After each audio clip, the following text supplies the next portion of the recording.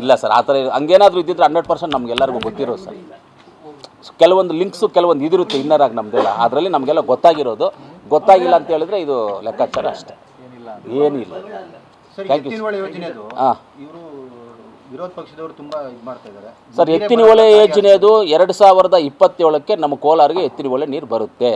ಇವತ್ತು ನಾವು ಅಲ್ಲಿ ಆನ್ ಮಾಡಿದ್ದಕ್ಕೆ ಏನಾಗ್ಬಿಟ್ಟು ಜನಗಳಿಗೆಲ್ಲ ಅವ್ರಿಗೆ ಬಿಟ್ಬಿಟ್ರು ಅಂತ ಹೇಳಿದ್ರು ಸರ್. ಎಲ್ಲ ಪ್ರಾಜೆಕ್ಟ್ ರೆಡಿಯಾಗಿದೆ, ಎಲೆಕ್ಟ್ರಿಸಿಟಿ ಟೋಟಲಾಗಿ ರೆಡಿಯಾಗಿದೆ. ರೆಡಿಯಾಗಿರೋದನ್ನು ಹೇಗೆ ಐಡಿಯಲಾಗಿ ಇಟ್ಕೋಬೇಕು ನಾವು? ಸುಮ್ಮನೆ ಸಮುದ್ರಕ್ಕೆ ಹೋಗ್ತಾ ಇದೆಯಲ್ಲ ನಿಂತು ಆ ನೀರನ್ನು ಎತ್ತಿ ಇವಾಗ ಬೇರೆ ಕಡೆ ಬಿಡ್ತಾ ಇದ್ದಾರೆ. ಅದು ಕಂಟಿನ್ಯೂಟಿ ಆಗುತ್ತೆ ಅಷ್ಟೇ. ಯಾಕಂದರೆ ವೇಸ್ಟಾಗಿ ಇರಬಾರ್ದು. ಇವಾಗ ಮಿಷನರೀಸ್ ಎಲ್ಲ ಹಾಕಿದ ಮೇಲೆ ಸರ್ ಯೂಸ್ ಮಾಡಬೇಕಲ್ಲ. ಯೂಸ್ ಮಾಡಿಲ್ಲ ಅಂದರೆ ಏನಾಗುತ್ತೆ, ರಸ್ಟ್ ಹಿಡಿಯೋದು ಇದೆಲ್ಲ ಆಗುತ್ತಲ್ಲ. ಅದರಿಂದ ಬೇಡ ಅಂತ ಹೇಳ್ಬಿಟ್ಟು ಅದನ್ನು ಇವಾಗ ಸ್ಟಾರ್ಟ್ ಮಾಡಿ ನೀರು ಇವಾಗ ಬಿಟ್ಟಿದ್ದೀವಿ. ಇವಾಗ ಯಾವುದದು ಡ್ಯಾಮು, ಹಾಂ ಅದು ಯಾವುದು,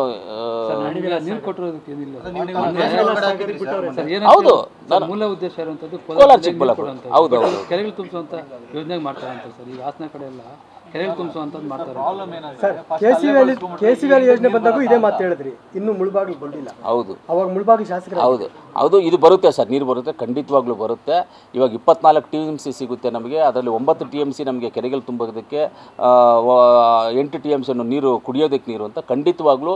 ಪ್ಲಸ್ ಇನ್ನೊಂದು ನಾವು ಡಿಸ್ಕಷನ್ ಮಾಡಿದ್ದೀವಿ, ಕೆಲವೊಂದು ಜಾಗದಲ್ಲಿ ಕೆನಾಲಲ್ಲಿ ಬರುವಂಥದ್ದನ್ನು ನಿಲ್ಲಿಸಿ ಸರ್, ಬೇಡ ಪೈಪ್ಲೈನ್ ಮಾಡಿ ಮುಂದಕ್ಕೆ ಇನ್ನು ಇವಾಗ ಆಗಿರೋದಲ್ಲ, ನೆಕ್ಸ್ಟ್ ಬರೋದನ್ನು ಪೈಪ್ಲೈನ್ ಮುಖಾಂತರವಾಗಿ ಸ್ವಲ್ಪ ಅದು ಇದು ಮಾಡಿ ಅಂತೇಳಿ. ಕೆಲವು ಡೇಂಜರಸ್ ಜಾಗಗಳಿದಾವಲ್ಲ ಅಂಥ ಜಾಗದಲ್ಲೆಲ್ಲ ಪೈಪ್ಲೈನ್ ಹಾಕಿದ್ರೆ ಅವಾಗ ಪೈಪ್ಲೈನ್ ಹಾಕಿ ರೈತರು ಇದಾಕಲ್ಲ, ಪೈಪ್ಗಳು ಹಾಕಿ ಎತ್ತಲ್ಲ ಅಂದ್ಬಿಟ್ಟು ಹೇಳಿದ್ದೀವಿ. ಅದನ್ನು ಮಾಡ್ತೀವಿ ಅಂತ ಹೇಳ್ತಾರೆ ಸರ್. 2027ಕ್ಕೆ ನಮ್ಮ ಕೋಲಾರಿಗೆ ನೀರು ಬಂದು ತಲುಪುತ್ತೆ ಸರ್.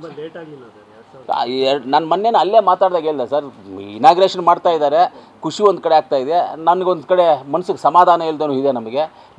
ನಾನು ವಿರೋಧನೂ ಮಾಡ್ತೀನಿ. ಇದನ್ನು ಫಸ್ಟು ಕೋಲಾರಿಗೆ ಅಂತಿದ್ದು ವಿರೋಧ ಮಾಡ್ತೀವಿ. ಇದು ಕೋಲಾರ ಚಿಕ್ಕಬಳ್ಳಾಪುರದಿಂದ ನಾನು ವಿರೋಧ ಮಾಡ್ತೀನಿ ಇದನ್ನು ಅಂತ ಅಲ್ಲೇ ಸ್ಟೇಟ್ಮೆಂಟ್ ಕೊಟ್ಟಿದ್ದೇನೆ. ಪರಿಸರ ಇಲಾಖೆಯಿಂದನೂ ಅಬ್ಜೆಕ್ಷನ್ ಹಾಕಿದ್ದಾರೆ ಸರ್. ಇದು ತುಂಬ ಪರಿಸರಕ್ಕೆ ಹಾನಿ ಆಗುತ್ತೆ ಅಂತ ಒಂದು.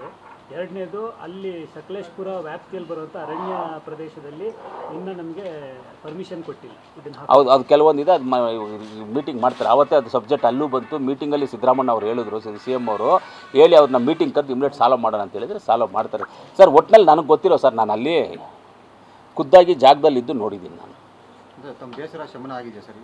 ಇಲ್ಲ, ಖುದ್ದಾಗಿ ಈಗ ಇನ್ನೂ ನಮ್ಮ ಬೇಸರ ಶಮನ ಆಗಿಲ್ಲ. ನಮ್ಮ ಕೋಲಾರ ಜಿಲ್ಲೆಗೆ ನೀರು ಬರೋವರೆಗೂ ನಮ್ಮ ಬೇಸರ ಶಮನ ಆಗೋದಿಲ್ಲ. ಅದಂತೂ ಬರುತ್ತೆ ಅಂತ ನಂಬಿಕೆ ಇದೆ. 27ಕ್ಕೆ ನಮ್ಮ ಕೋಲಾರ ಜಿಲ್ಲೆಗೆ ನೀರು ಖಂಡಿತವಾಗ್ಲೂ ಬರುತ್ತೆ. ಅದಂತೂ ನನ್ನ ಗ್ಯಾರಂಟಿ ಇದೆ. ನನಗೆ 27ಕ್ಕೆ ಗ್ಯಾರಂಟಿ ಬರುತ್ತೆ ನೀರು.